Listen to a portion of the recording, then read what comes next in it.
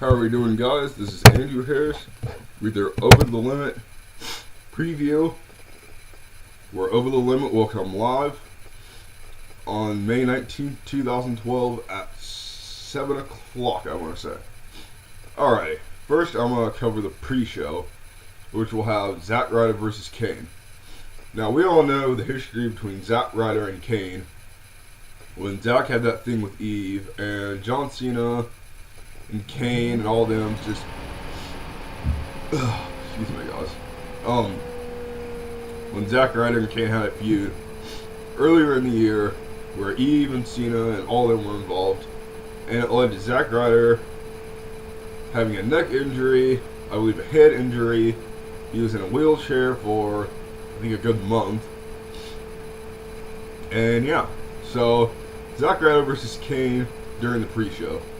In my opinion,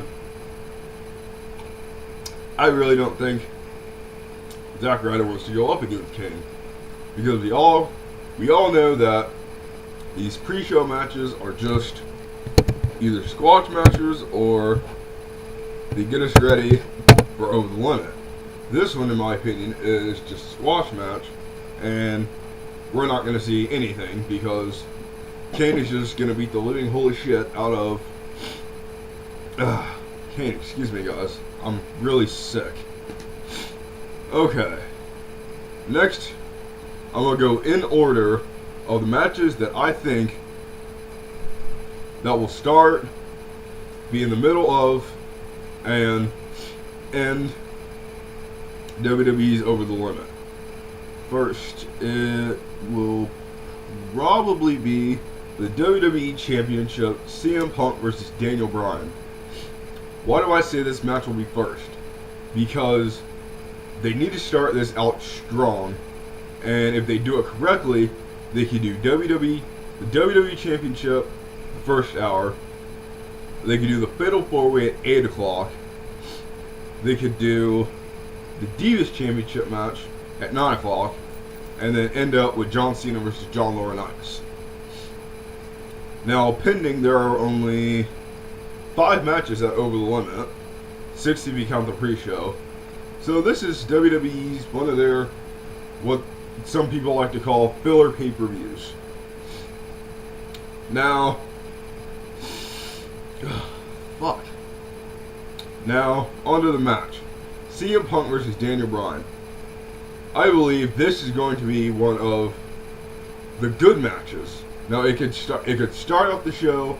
It could be the 8 o'clock match, or it could be the 9 o'clock match. If WWE wants to start out strong, they'll probably start with this one, or they'll start with the World Heavyweight Championship Fatal 4-Way match.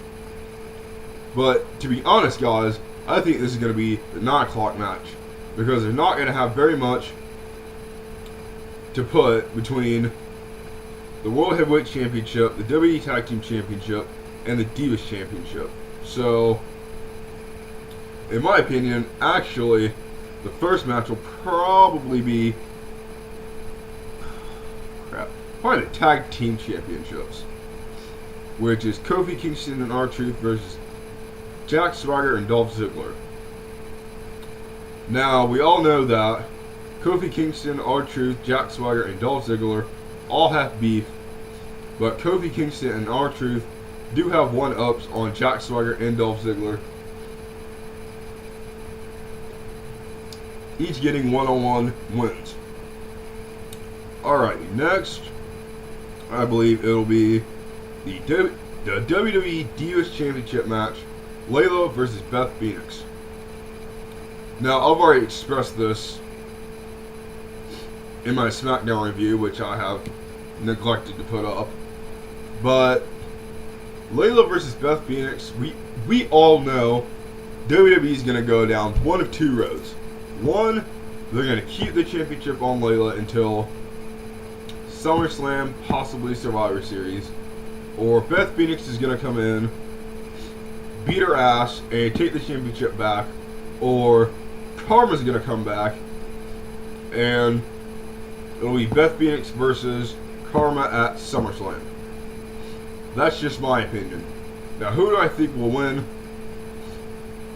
win the match. I'm gonna go for Beth just from a strategical standpoint of I want to see Beth Phoenix versus Jack.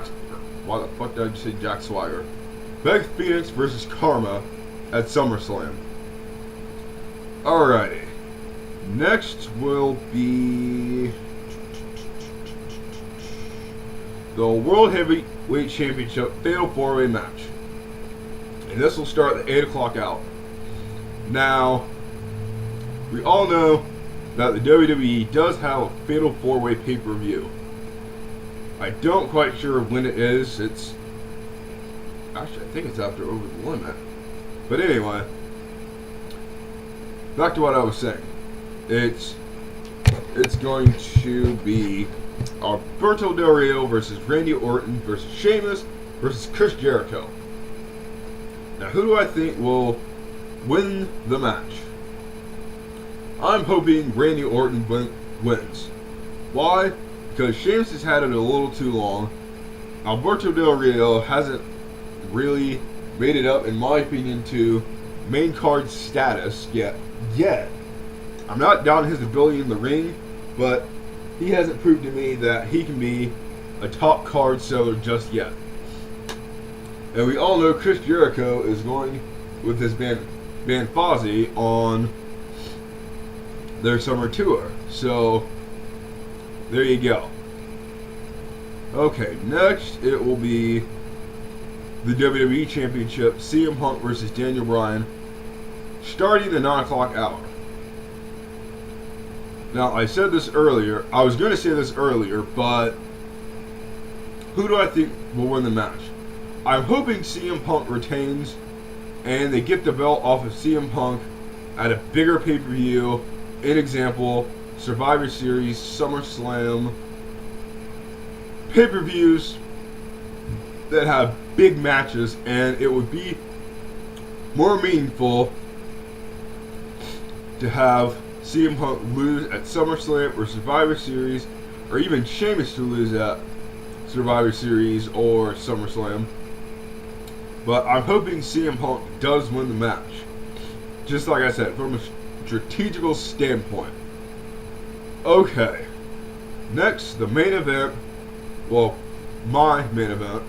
It'll be John Cena versus John Laurinaitis. Now, I've already expressed my opinions for this match in my topic video I did 2 weeks ago. My topic video, I believe, either 3 or 4, John versus John. Now, who do I think will win this match? From a strategical standpoint, John Laurinaitis recently fired The Big Show on Monday Night Raw. Now, we all wouldn't be surprised if Big Show came back, annihilated John Cena, and was his, basically, bitch for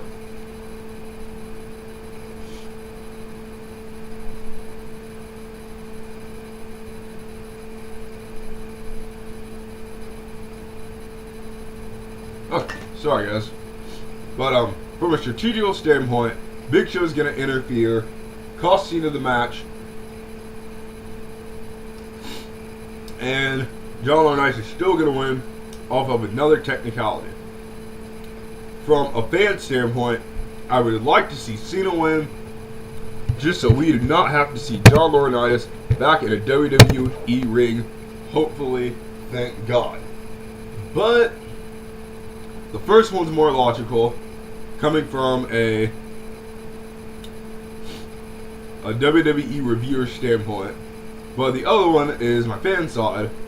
But of course, we all know, like I said, Big Show's probably going to interfere, since he's he is not under contract because he got fired by John Laurinaitis on Monday. So I can see that happening.